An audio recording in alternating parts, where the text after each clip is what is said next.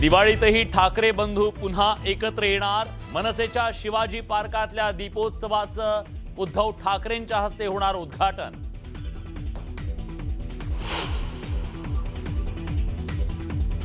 विरोधी पक्षाच्या शिष्टमंडळानं घेतली निवडणूक अधिकाऱ्यांची भेट।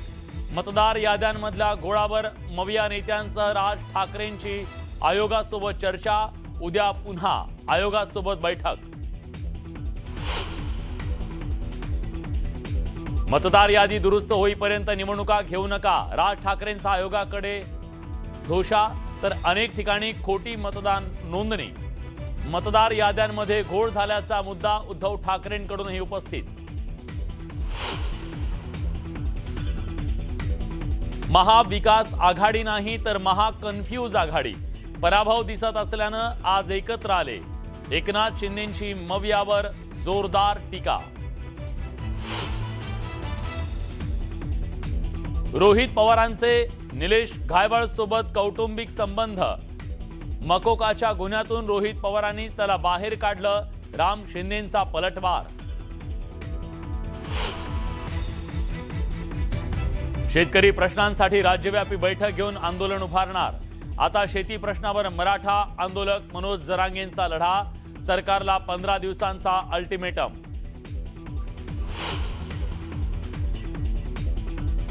गोविंद पानसरे हत्येप्रकरणी सर्व आरोपींना जामीन। वीरेंद्र तावडे, अमोल काळे, शरद कळसकर यांना जामीन मंजूर। हायकोर्टाच्या कोल्हापूर सर्किट बेंचचा निर्णय।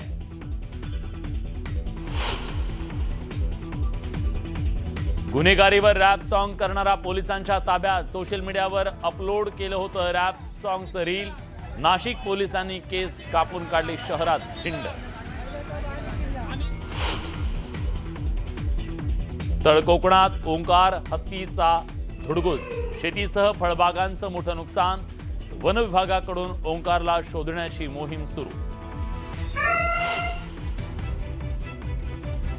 आणि सोन्याच्या दरानं गाठला विक्रमी टप्पा। एका दिवसात सोन्याच्या दरात तब्बल 4,000ची वाढ। सोनं प्रति तोळा 1,31,000वर, तर चांदीचे दर 1,96,000वर।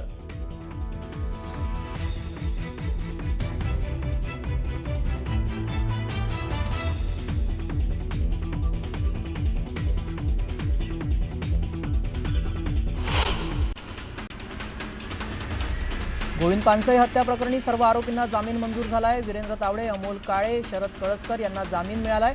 हायकोर्टाच्या कोल्हापूर सर्किट बेंचनं जामीन दिलाय।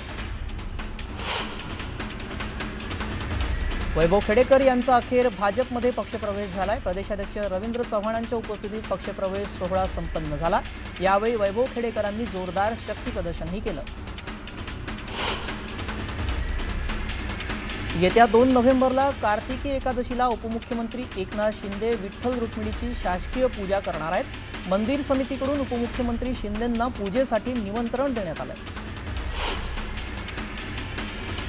रायगडचे मनसेचे जिल्हाध्यक्ष जितेंद्र पाटलांनी मंत्री भरत गोगाल यांवर टीका केली आहे। तुमच्याकडे तिकडून पलटी मारलेले आमदार खासदार आहेत असं ते म्हणाले। दरम्यान तुम्ही एक मैदान बुक करा, आम्ही एक मैदान बुक करतो, पाहुयात कोणाकडे कोण जमतं असं आव्हानही त्यांनी दिलं।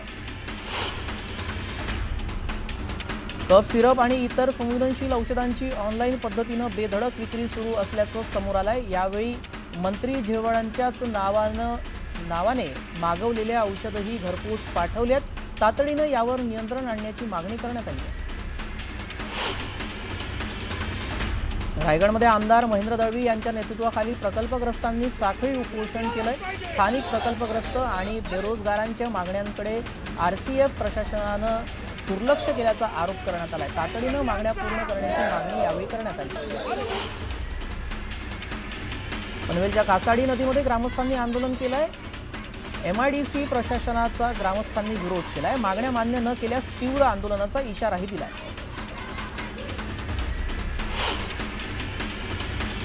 बीडच्या माजलगाव तालुक्यातील सर्वर पिंपळगावचे पुनर्वसन करण्यासाठी रास्ता रोको आंदोलन करण्यात आलं। गेल्या 36 वर्षांपासून प्रश्न प्रलंबित असल्याचं गावकऱ्यांनी म्हटलंय। तातडीनं मागण्या मान्य करण्याची मागणी देखील करण्यात आली आहे। वडगाव मावळ तहसील कार्यालयावर आदिवासी समाजानं आंदोलन केलंय। यावेळी धनगर आणि बंजारा समाजाच्या मागणीला विरोध करण्यात आला। एसटी प्रवर्गातून आरक्षण न देण्याची मागणी करण्यात आली आहे।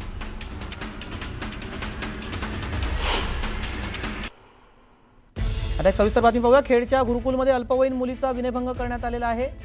खेडमधील लोटी येथील आध्यात्मिक वारकरी गुरुकुलामध्ये धक्कादायक घटना घडलेली आहे। गुरुकुलच्या प्रमुखानं आणि शिक्षकाने एका अल्पवयीन मुलीचा विनयभंग केल्याचं समोर आलंय।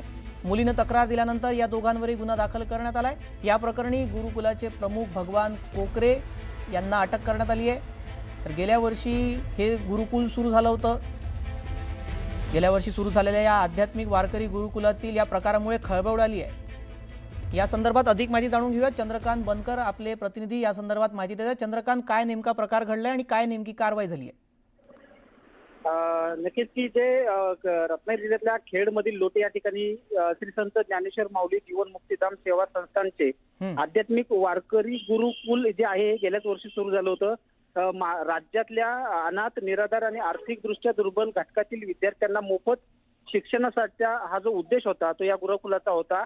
परंतु काल जी धक्कादायक घटना समोर जी आलेली आहे, एक अल्पवयीन मुलगी त्याच ठिकाणी वसतिगृहात राहणारी आहे आणि तिच्यासोबत जे आहेत हे जे भगवान कोकरे महाराज आहेत, जे प्रमुख आहेत या गुरुकुलाचे आणि तिथले जे शिक्षक आहेत, त्या 2 जणांच्या विरोधात एका अल्पवयीन मुलीनं विनयभंगाची जी तक्रार आहे ती या ठिकाणी दाखल केलेली आहे आणि त्यानुसार गुन्हा दाखल आज पहाटेच्या सुमारास झालेला आहे आणि गुन्हा दाखल झाल्यानंतर आज दुपारी भगवान कोकरे महाराज असतील आणि त्यांचे जे शिक्षक असतील या दोघांनाही खेड पोलिसांनी अटक केलेली आहे।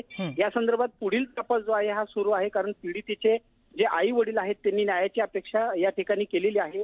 एकंदरीत बघितलं तर हे जे गुरुकुल आहे आणि ही जी संस्था आहे अनेक वेळेला चर्चेचा विषय या ठिकाणी बनलेले आहे। मग अनधिकृत त्या बांधकामाचा विषय असेल किंवा अन्य कुठले विषय असेल, अनेक राजकीय पक्षांच्या देखील टार्गेटवरती हे जे संस्था आहे ही यापूर्वी राहिलेली आहे आणि या संदर्भात आता पुढे काय कारवाई होते त्या संदर्भातले अपडेट्स घेत असतो। तुर्तास धन्यवाद चंद्रकांत, आपण दिलेल्या सविस्तर माहितीसाठी।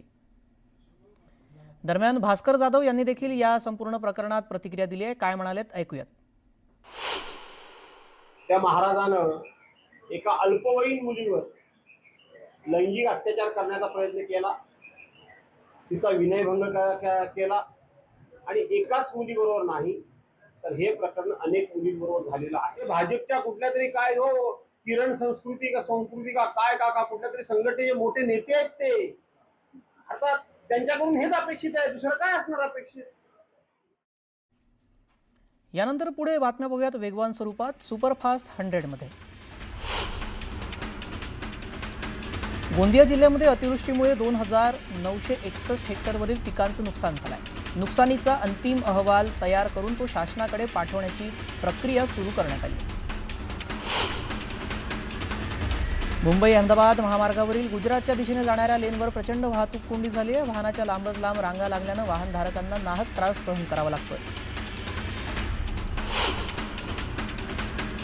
परभणीमध्ये उड्डाणपुलाच्या दुरुस्ती अभावी अपघात वाढले। दुरुस्तीचं काम तातडीनं पूर्ण करण्याची मागणी करण्यात आली आहे। संगमनेर तालुक्यातील आधार फाउंडेशनने पूरग्रस्तांना मदतीचा हात दिलाय। किराणा किटसह प्रत्येक कुटुंबाच्या बहिणीसाठी साड्यांची भेट दिली। बैठकीमध्ये ठाकरे बंधूंकडून व्हीव्हीपॅट आणण्याची आग्रही मागणी करण्यात आली। देशात कुठेच सध्या निवडणुका नाहीत तर व्हीव्हीपॅट आणा, व्हीव्हीपॅट शिवाय निवडणुका घेऊ नका असं मत ठाकरेंनी मग व्यक्त केलं। यादी दुरुस्त होईपर्यंत निवडणूक घेऊ नका असं मत ठाकरेंनी मांडलंय। तुम्ही निवडणुकीसाठी सज्ज आहात का, आधी आश्वासन द्या असा परखड सवाल राज ठाकरेंनी निवडणूक आयोगासमोर उपस्थित केला।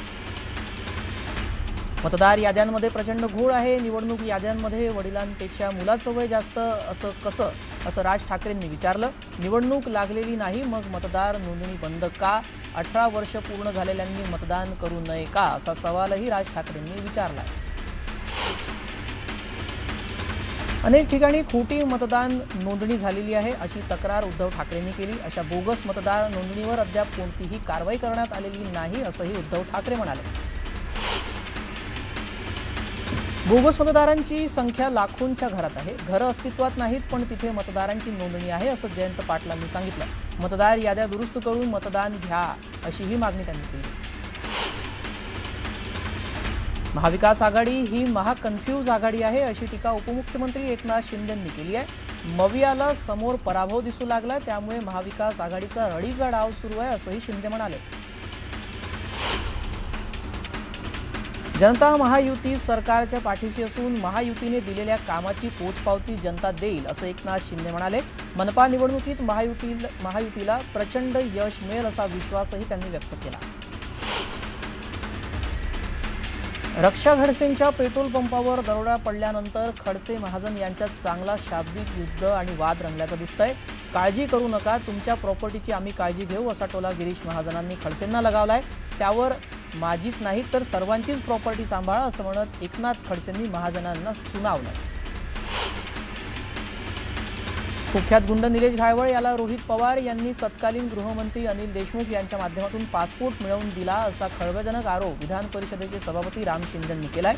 निलेश घायवळ प्रकरणामध्ये रोहित पवार हे धादांत खोटं बोलत आहेत, मात्र ते आता तोंडघशी पडले आहेत, असंही राम शिंदे म्हणाले.